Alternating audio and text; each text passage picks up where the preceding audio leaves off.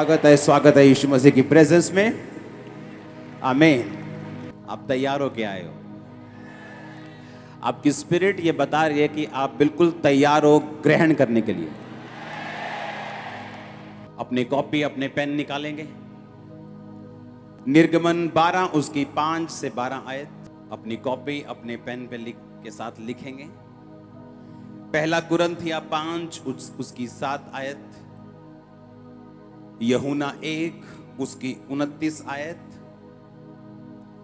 यूहन्ना 19 उसकी 31 से 33 आयत, पहला पत्रस 1 उसकी 18 से 19 आयत। मैं फिर से पढ़ता हूं, निर्गमन 12 उसकी 5 से 12 आयत, पहला कुरिन्थिया 5 उसकी 7 आयत, यूहन्ना 1 उसकी 29 आयत, यूहन्ना 19 उसकी 31 से 33 आयत, पहला पत्रस 1 उसकी 18 से 19 आयत। कर लिया नोट सबने? इफिसियों 1 उसकी 7 आयत, प्रेरितों के काम 14 उसकी 22 आयत, दूसरा तीमुथियुस 3 उसकी 12 आयत, मत्ती 22 उसकी 36 से 40 आयत, प्रकाशित वाक्य 5 उसकी 5 से 10 आयत। फिर से पढ़ता हूं मैं, इफिसियां 1 उसकी 7 आयत, प्रेरितों के काम 14 उसकी 22 आयत, दूसरा तीमुथियुस 3 उसकी 12 आयत, मत्ती 22 उसकी 36 से 40 आयत, प्रकाशित वाक्य 5 उसकी 5 से 10 आयत। पहले दिन से जब आदम ने पाप किया, परमेश्वर की मंशा आदम को छुटकारा देने की थी।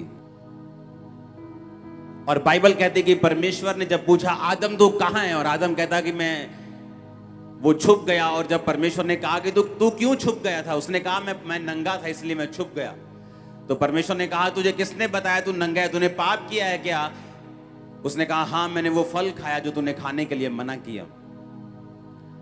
और बाइबल कहती है कि आदम ने अंजीर के पत्तों के साथ एक लंगोट बनाकर अपने नंगेपन को ढांप लिया, और परमेश्वर ने उसको पकड़ा और बाइबल कहती है उसे चमड़े के अंग रखे पहनाए।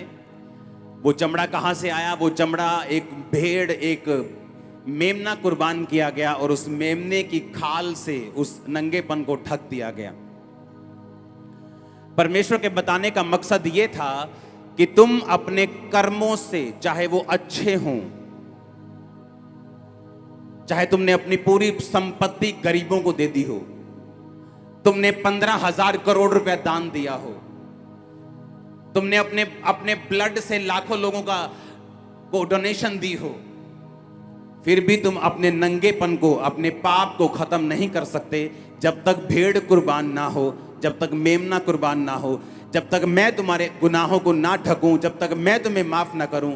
तुम्हारे अच्छे किए गए कर्म तुझे मेरे पास नहीं लेके आ सकते। और बाइबल कहती है कि पहले दिन ही यीशु मसीह को कुर्बान कर दिया गया था, और उसके चमड़े से बाइबल कहती है आदम और हवा को कपड़े बनाकर दिए गए थे। और यह प्रोफेसी थी कि आने वाले समय में प्रभु यीशु मसीह के द्वारा तुम्हारी शर्मिंदगियां और पाप खत्म कर दिए जाएंगे, कि परमेश्वर यीशु मसीह तुम्हारे लिए मारे जाएंगे, और उसके मारे जाने के द्वारा तुम्हारे गुनाह खत्म होंगे और तुम्हारी शर्मिंदगियां ढक दी जाएंगी। जो वचन की आयतें मैंने पढ़ी हैं आपके लिए, यह लगातार 2 हफ्ते चलेगा। आज भी प्रभु भोज होगा, अगले हफ्ते भी प्रभु भोज होगा, और थर्सडे भी होगा, अगले थर्सडे भी। ये 4 मीटिंग में हम लहू और परमेश्वर की बात करेंगे, और डिलीवरेंस के बहुत करीब आप पहुंच जाएंगे, बहुत करीब आप पहुंच जाएंगे। क्योंकि इस वचन को समझने के लिए आपको आत्मा चाहिए। सदूकी और फरीसी भी बहुत वचन सुनाते थे। बोलो अपने पड़ोसी को, सदूकी और फरीसी बहुत वचन सुनाते थे, लेकिन वो परमेश्वर से दूर थे। हालेलुया। बोल दे कि चंगियाई नहीं करनी है, दुष्ट आत्मा को नहीं निकाल रहे, व्यवस्था सिखाओ, वचन सिखाओ, चंगियाई नहीं करनी। और उन्हें लगता था कि वो परमेश्वर के दास हैं, लेकिन वो परमेश्वर के दास नहीं थे, वो सदूकी थे और फरीसी थे, जैसा आज भी हैं। अपने आप को बोलते पास्टर्स हैं, क्रिश्चियन हैं, लेकिन वो पास्टर्स क्रिश्चियन नहीं, वो आज भी वही सदूकी और वही फरीसियों की आत्माएं हैं जो उनमें से बोलती हैं। यीशु मसीह को क्रूस पर चढ़ाने वाले अन्य जाति नहीं थे, यीशु मसीह को क्रूस पर चढ़ाने वाले व्यवस्था सिखाने वाले लोग थे, वचन सिखाने वाले लोग थे, जिन्होंने यीशु मसीह को क्रूस पर चढ़ा दिया था। व्यवस्था सिखाने वाले जो कहते थे कि जो मूसा ने कहा है वो मानो, जो पवित्र आत्मा कहता है उसे हम नहीं सुनेंगे। चंगियाई नहीं करना वो चेले करते थे, दुष्ट आत्मा को नहीं निकालना। लोग जैसे आए वैसे बीमारियों में चाहे मर जाएं, दुष्ट आत्मा में मर जाएं, पर निकालनी नहीं है। परमेश्वर ने कहा वो आत्मा आज भी आज्ञा नाम मानने वालों में काम करता है। आज आप आजाद भी होंगे, आप कलाम भी सीखेंगे, आप डिलीवर भी होंगे, आप चंगे भी होंगे। पूरा गॉस्पेल सुनाया जाएगा आपको आज, आधा अधूरा नहीं। अगर खुदा ने दोनों आंखें दी हैं तो अंधों में काना राजा बनने की जरूरत नहीं है, पूरी दोनों आंखों से राजा बनो। हालेलुया। जब तक कोई तुम में नहीं था कोई दो आंखों वाला, तो तुम राजा थे क्योंकि तुम काने थे। अब दो आंखों वाला कोई आया तो तुमको अभी बुरा लग रहा है। निर्गमन 12 उसकी 5 से 12 आयत। यह उस समय की बात है जब मूसा को परमेश्वर ने कहा, मूसा मेरे लोगों को ले जा और इन्हें मिस्र से आजाद कर। पहले मूसा माना नहीं, फिर एंड में मान गया और वहां पे गया। इमेजिन करो बाइबल में, मैं आज परमेश्वर ने मुझ पे प्रकट किया अभी राइट नाउ ऑफिस में, कि क्यों परमेश्वर ने इतने चमत्कार उस राजे को, फिरौन को दिखाए। पहले सांप का, लाठी का सांप बन जाना, हाथ कोड़ी हो जाना, नदी का लहू पानी बना देना, पानी लहू बना देना, मेंढकों का निकल के आना, टिड्डियों का निकल के आना, डांसों का निकल के आना, फफोलों का, फोड़ों का पशुओं के ऊपर निकलना, आसमान से बर्फ और आग इकट्ठे बरसना। इस तरह के कई तरह के परमेश्वर ने चमत्कार उनको दिखाए। मालूम है क्यों दिखाए? परमेश्वर 2-4 दिखा सकता था, लेकिन इतने मिरेकल परमेश्वर ने फिरौन को क्यों दिखाए? और बाइबल कहती है बार बार फिरौन के मन को कठोर परमेश्वर कर देता था। हर बार वो चमत्कार देख के बोलता था, हाँ मैं अब की बार इन लोगों को आजाद कर दूंगा, और जैसे ही फिर से वो हटती थी बीमारी, बोलता कि नहीं, इनको मैं आजाद नहीं करूंगा। परमेश्वर ने कहा मैंने जानबूझ के उनके मनों को कठोर कर दिया। कारण पता क्या था? कारण था डिलीवरेंस, कारण था परमेश्वर अपने लोगों को आजाद करना चाहता था। आप बोलोगे ये कैसे? परमेश्वर ने कहा मूसा इन लोगों को बोल, 5 आयत में लिखा तो, कि एक मेमना लेना है, तुम्हारा मेमना निर्दोष और 1 वर्ष का नर हो, यानी मेल हो, चाहे भेड़ों में से लेना चाहे बकरियों में से लेना, और महीने के 14वें दिन तक उसे रख छोड़ना, और गोधूलि यानी शाम के समय इजराइल की सारी मंडली के लोग उसे बलि करना। उसके लहू में से कुछ लेकर जिस घरों के लोग मेमने को खाएंगे उनके द्वार के दोनों अलंगों और चौखट के सिरों पर लगा देना। उसके मांस को उसी रात आग में भूनकर अखमीरी रोटी और कड़वे साग पात के साथ खाना। जो लोग जिनको परमेश्वर ने अब छुड़ाना था, परमेश्वर ने कहा मैं तुम्हें छुड़ाने के लिए तैयार हूं। अब तुम एक मेमना लोगे और उस मेमने को तुम 1 वर्ष का मेमना लोगे और उस मेमने को शाम को कुर्बान करोगे और उसे खाओगे। अगर परमेश्वर बहुत सारे चमत्कार राजा फिरौन के ऊपर ना दिखाता, मैं आपको गारंटी देता हूं कि इस रीति और इस रस्म में जो सारे इजरायली शामिल हुए थे उनमें से 50% मिस हो जाते। परमेश्वर ने इतने मिरेकल्स दिखाए, इतने मिरेकल्स दिखाए, इतने मिरेकल्स दिखाए कि उनको मालूम था कि अगर परमेश्वर कहता है कि तुम इस बकरे को खाने से आजाद हो जाओगे तो ऐसा होगा। क्यों? क्योंकि हमने ओलों के साथ आग बरसती देखी है। हमने देखा जब अंधेरा हुआ तो हमारी बस्ती में अंधेरा नहीं हुआ, लेकिन पूरे मिस्र में अंधेरा हो गया। जब उसने कहा कि ओले बरसेंगे और तुम्हारे पशु मर जाएंगे, वो सामने वो मोहल्ले के सारे पशु मर गए, लेकिन इस मोहल्ले जहां इजरायली रहते थे एक भी पशु नहीं मरा। उन्होंने अनकाउंटेबल मिरेकल्स को देखा। उन्हें मालूम था कि मूसा सच्चा दास है और यहोवा सच्चा परमेश्वर है, और जो ये कहेगा वो होगा। और तब मुझे समझ आया कि क्यों परमेश्वर ने इतने मिरेकल्स दिखाए और बार बार राजा के मन को कठोर किया, क्योंकि परमेश्वर को मालूम था कि अगर मैं एकदम से इनको बोलूंगा कि सारे जने मेमना खाओ, उस रात बहुत से लोग दारू पीने में चले जाएंगे। बहुत से लोग बोले ये क्या बकवास कर रहा है मूसा, ये क्या मेमना शेमना खाने के लिए बोल रहा है, हम नहीं आएंगे। और जो बिलीव करते वो छूट जाते और आधे पीछे रह जाते। उनके मनों को तैयार करने के लिए परमेश्वर ने कितने मिरेकल्स मिस्र में दिखाए। पानी का लहू बनना आसान बात नहीं। मिस्र देश के 97% पॉपुलेशन उस पानी पे निर्भर करती है आज भी। पढ़ो नील नदी की हिस्ट्री। आज भी उस देश के 90% से ज्यादा जनसंख्या उस नील नदी के किनारों में रहती है। और जब मूसा ने उस नील नदी के पानी पर मारा, हारून ने मारा, तो वो लहू बन गया और पानी पीने के योग्य नहीं था। हजारों किलोमीटर की नदी लहू बन गई थी। इतने बड़े बड़े चमत्कार देखने के बाद उनको मालूम था कि अब अगर परमेश्वर कुछ कहता है उसमें सेंस भी है और उसमें छुटकारा भी है। आमीन। और जब उन्होंने कहा कि जब तुम मेमना का खाने के लिए बैठोगे तो उसकी विधि मैं तुम्हें सिखाता हूं। हमें लगता है परमेश्वर हमें मांस खाने के लिए कह रहे हैं, ऐसा नहीं है। वो हमें कुछ सिखा रहा था।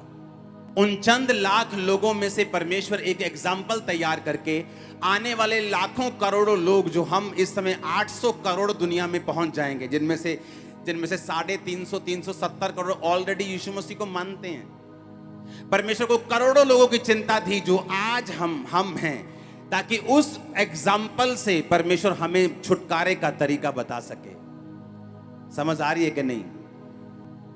अब मूसा ने कहा कि तुम्हारा मेमना 1 साल का हो, यानी निर्दोष हो। जैसे बच्चे निर्दोष होते हैं, उन्हें पाप का कुछ नहीं पता। उसने कहा वो मेमना 1 साल से ऊपर नहीं होना चाहिए, चाहे भेड़ों में से लेना चाहे बकरियों में से, पर 1 साल का हो। पहला पत्रस 1 उसकी 18-19 में लिखा, तुम जानते हो कि तुम्हारा निकम्मा चाल चलन जो बाप दादों से चला आता है, तुम्हारा छुटकारा सोने और चांदी अर्थात नाशवान वस्तुओं के द्वारा नहीं हुआ, पर निर्दोष और निष्कलंक मेमने अर्थात मसीह के लहू के बहुमूल्य लहू के द्वारा हुआ है। वो 1 साल का मेमना जो निर्दोष था, वो कौन था? बोलो प्रभु यीशु मसीह। पतरस ने कहा तुम्हारा छुटकारा लहू सोने और चांदी ने नहीं किया, तुम्हारी भेंटों ने नहीं किया, पर निर्दोष और निष्कलंक मेमने अर्थात मसीह के बहुमूल्य लहू के द्वारा हुआ है। इसलिए परमेश्वर ने कहा था जो मेमना तुम लोगे वो 1 साल का लो। 8 आयत में लिखा है, परमेश्वर ने कहा उसके मांस को उसी रात आग में भूनकर अखमीरी रोटी और कड़वे साग पात के साथ खाना। अपने पड़ोसी को बोलो अखमीरी रोटी, अपने पड़ोसी को बोलो कड़वा साग पात, फिर से बोलो अखमीरी रोटी, और फिर से बोलो कड़वा साग पात। आमीन। कड़वा साग पात, जो मिस्र में लोग थे, इजरायली लोग थे, वो किसी ने बंद गोभी खाई है? कड़वी वाली अमेरिका में मिलती है या कहीं यहां भी कहीं मिलती, खाई है कि नहीं? वो लेटस होती है, थोड़ी कड़वी होती है, वो सैलड कड़वा होता थोड़ा सा। परमेश्वर ने कहा जब तुम मेमना खाओगे तो कड़वे साग पात के साथ खाना। मेमना खाना मतलब छुटकारा लेना, हां या ना? पर मेमना खाने की विधि है, मेमना खाने का तरीका है। उसने कहा जब तुम यीशु मसीह को ग्रहण करना, मेमना खाने का मतलब क्या है? यीशु मसीह को ग्रहण करना अपने उद्धारकर्ता के रूप में। उसका मतलब ये नहीं आप घर जाके आज बकरा बना लो, आप मीट नहीं खाते, कोई प्रॉब्लम नहीं, ना तो बाइबल खाने के लिए बोलती है ना खाने के लिए बोलती है। आप समझ रहे कि नहीं? मेमना खाने का मतलब क्या है? यीशु मसीह को ग्रहण करना। कहता जब तुम मेमना खाओ, जब तुम जीसस क्राइस्ट को ग्रहण करो तो कड़वे साग पात के साथ खाना। इसका मतलब तुम परसिक्यूशन के साथ, कड़वा साग पात मतलब जब तुम मेमने को ग्रहण करोगे तुम्हें कड़वाहट फील होगी, लोग तुम्हें बुरा कहेंगे, लोग तुम्हें सताएंगे, लोग कड़वी बातें बोलेंगे। तुम अगर कड़वे साग पात के साथ मेमना नहीं खाओगे तो तुमने विधि को पूरा नहीं किया है। मेमना खाने की विधि क्या है? मेमना निर्दोष हो। मेमना क्या हो? लाखों कुर्बानियां हुई होंगी, खुदा के दासों ने भी दी हैं, लोगों ने भी दी हैं, हजारों लाखों कुर्बानियां हुई हैं, हाँ। पर उसने कहा ये वाली कुर्बानी जो निर्दोष उस जन की होगी जो मां और बाप से नहीं, सिर्फ मां से आया होगा और निर्दोष होगा। कहता उस मेमने को तुम खाना। आप सभी को जय मसीह की दोस्तों, मेरा नाम है रोहित कुमार। दोस्तों, आप देख रहे हैं सच्ची और भक्ति चैनल में आप सभी का स्वागत करता हूं। दोस्तों, आप सभी लोगों के बीच में लेके आ चुका हूं। दोस्तों, आपने वीडियो के पहले देखा होगा अंकुर नरूला जी की प्रार्थना। दोस्तों, अंकुर नरूला जी की प्रार्थना आपने देखा होगा, वो हमारे जीवन के लिए बहुत ही इम्पोर्टेंट है। और जितने सभी मसीह भाई बहन हैं, सभी लोगों से कहना चाहता हूँ, आप लोग पहले इस प्रार्थना को फुल सुनो, क्योंकि मेरे प्रियो ये प्रार्थना आपके लिए बहुत ही लाभदायक हो सकती है। शायद अगर आप अपने जीवन में इस प्रार्थना को सुनते हो तो प्रभु कहता है कि शायद आपके बंद पड़े सालों के बंद पड़े काम वो चालू हो जाएं, वो खुल जाएं, और आप अपने जीवन में बहुत सारी समस्याओं से अगर ग्रसित हैं तो परमेश्वर आपको बहुत सारी चीज़ों से छुटकारा भी दिला देगा और आपके जीवन से सारी चिंताएं मुक्त कर देगा। और आप अपने जीवन में कभी भी निराश और हताश और परेशान और तमाम प्रकार की चिंताओं से कभी भी अपने जीवन में ग्रसित नहीं रहोगे, क्योंकि प्रभु आपको सुरक्षित रखेगा, प्रभु आपको अपने जीवन में बचाएगा, प्रभु आपको बहुत सारी प्रॉब्लमों से दूर करेगा। तो जो दोस्तों, यहाँ पे पहले वचन पढ़ते हैं। लिखा हुआ है मत्ती की पुस्तक अध्याय 7 से 24 में लिखा हुआ है। यहाँ पर पढ़ते हैं, जो कोई मेरी ये बातें सुनकर उन्हें मानता है वह उसे बुद्धिमान मनुष्य के समान ठहराएगा। यानी कि मेरे प्रियो, प्रभु कहता है कि अगर आपको कोई भी, यानी कि कोई भी पास्टर आपको प्रभु के वचन को बता रहा है और प्रभु के वचन को अगर आपने उनकी बातों को सुन करके आपने माना, तो प्रभु कहता है कि वह तुझे बुद्धिमान मनुष्य के समान ठहराएगा।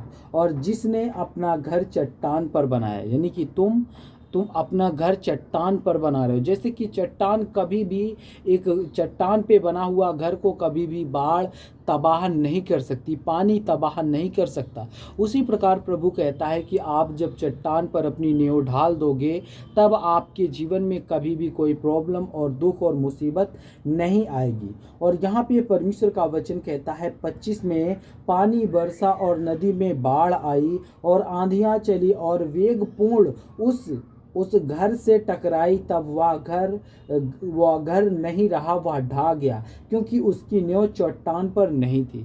यहाँ पे परमेश्वर का वचन कहता है, जो व्यक्ति अपने जीवन में कमज़ोर होता है, यानी कि प्रभु के वचन पे कमज़ोर होता है, तो मेरे प्रियो, प्रभु का वचन कहता है उसका समझो घर चट्टान पे नहीं बना है। वो किसी भी समय वो अपने जीवन में बहुत सारी समस्याओं को लेकर के ढा जाएगा, यानी कि दुख और तकलीफ में आ जाएगा। लेकिन प्रभु कहता है जब आप विश्वास करोगे, परमेश्वर के वचन के तहत चलोगे, तो प्रभु आपको कभी भी अनेक प्रकार की समस्याओं में और अनेक प्रकार की दिक्कतों में नहीं आने देगा। और दोस्तों, यहाँ पे परमेश्वर का वचन कहता है 26 में पढ़ते हैं, जो मेरी ये बातें सुनता है किंतु उन पर नहीं चलता, और वह उस मूर्ख के श्रद्ध से है जिसने बालू पर अपना घर बनाया। यानी कि जो आज अपने जीवन में प्रभु के वचन पर विश्वास नहीं कर रहे, जो आज अपने जीवन में प्रभु के वचन के तहत चल नहीं रहे, तो मेरे प्रियो, प्रभु का वचन कहता है आप लोग अपने जीवन में अपना घर बालू पे बना रहे हो। यानी कि बालू पे बनाने का मतलब आप कभी भी आपके जीवन में बाढ़ आ सकता है और आपका घर ढा सकता है। इसीलिए मेरे प्रियो, इसी प्रकार हमें अपने जीवन में इन सभी बातों को ध्यान रखते हुए, मद्देनजर रखते हुए हमें अपने जीवन को व्यतीत करना चाहिए, क्योंकि इसके लिए प्रभु ने हमें इस बात को व्यतीत किया है। और परमेश्वर का वचन कहता है पानी बरसा और नदियों में बाढ़ आई और आंधियां चली और उस घर से टकराई और वह घर ढा गया और उस घर का सर्वनाश हो गया। यानी कि वो घर जो चट्टान पे नहीं बना था, वो घर बालू पे बना था और वो घर क्या हो गया, बर्बाद हो गया। ठीक उसी प्रकार अगर हम अपने नेव को मजबूत नहीं करते तो उसी प्रकार हमारा भी जीवन एक घर की तरीके नष्ट हो जाएगा। परमेश्वर ने हमें उदाहरण दिया है और परमेश्वर का वचन कहता है जब यीशु ने अपना यह उद्देश्य समाप्त किया तब जनसमूह उसकी सुरक्षा सुन करके आश्चर्यचकित रह सके। यानी कि प्रभु का वचन कहता है जब यीशु ने अपना यह उद्देश्य समाप्त किया तब जन समूह उसकी क्या करें, उसकी शिक्षा सुनकर आश्चर्यचकित रह गए इस बात को सुन करके। क्योंकि मेरे प्रियो ये बात बहुत ही इम्पोर्टेंट थी और आज उन सभी मसीह भाई बहनों के लिए बात मैं बता रहा हूँ कि अगर आप लोग अपने जीवन में इस बात को व्यतीत करते हो, परमेश्वर के वचन के तहत चलते हो, तो प्रभु कहता है कि मैं तुम्हारे जीवन में कभी भी कोई समस्या, कभी भी कोई प्रॉब्लम या कभी भी कोई दिक्कत नहीं आने दूंगा। तो जितने मेरे मसीह भाई बहन हैं आप सभी को जय मसीह की दोस्तों। God bless you all of you. आमीन। नेक्स्ट वीडियो मिलता हूँ दोस्तों।